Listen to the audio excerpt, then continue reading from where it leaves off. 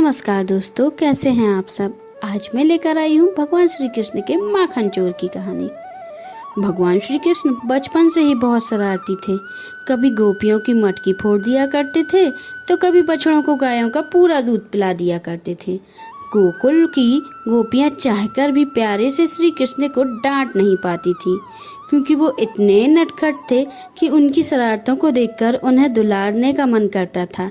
कान्हा की ऐसी ही लीलाओं में से माखन चोरी की एक लीला है।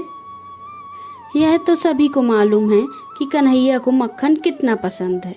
माता यशोदा कृष्ण को जो मक्खन देती थी उससे उनका मन नहीं भरता था, इसलिए मैया जहाँ भी मक्खन रखती, कृष्ण चुपके से गांव के बच्चों के साथ आकर सारा मक्खन खा जाते थे। ऐसा कई दिनों तक चलता रहा। जब मैया को कुछ समझ नहीं आया कि माखन कौन चुरा रहा है, तो उन्होंने एक दिन चुपके से मक्खन से भरे छोटे छोटे घड़ों को रस्सी के सहारे ऊपर टांग दिया।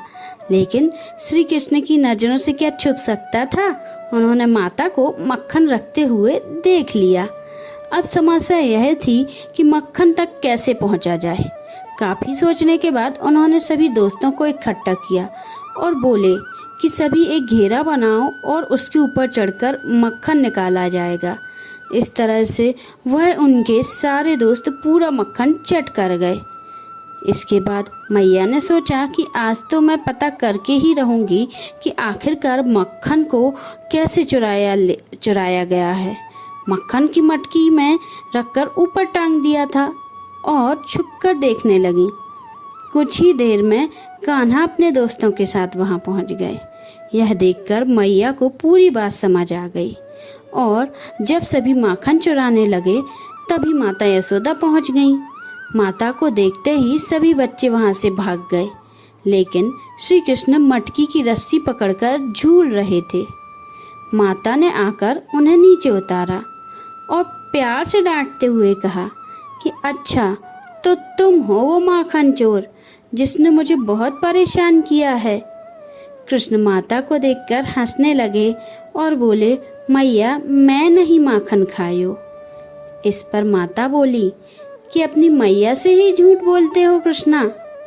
कृष्णा भी भोली सी सूरत देखकर और उनकी प्यारी सी बात सुनकर माता ने कृष्ण को अपने गले लगा लिया और बोलने लगी, मेरा प्यारा नटखट माखन चोर। बस तभी से श्री कृष्ण को प्यार से माखन चोर कह के बुलाया जाने लगा। बोलिए माखन चोर बाल गोपाल की जय। कथा समाप्त। अगर आपने अभी तक हमारे चैनल को सब्सक्राइब नहीं किया है तो जल्दी से आप सब्सक्राइब कर लें, जिससे आने वाले वीडियो आपको जल्दी जल्दी मिलते जाएं, और नोटिफिकेशन बेल आइकन को प्रेस करें, जिससे आपको हमारे वीडियो का नोटिफिकेशन मिलता रहे। और लाइक और कमेंट करना ना भूलें। आप सभी को नमस्कार।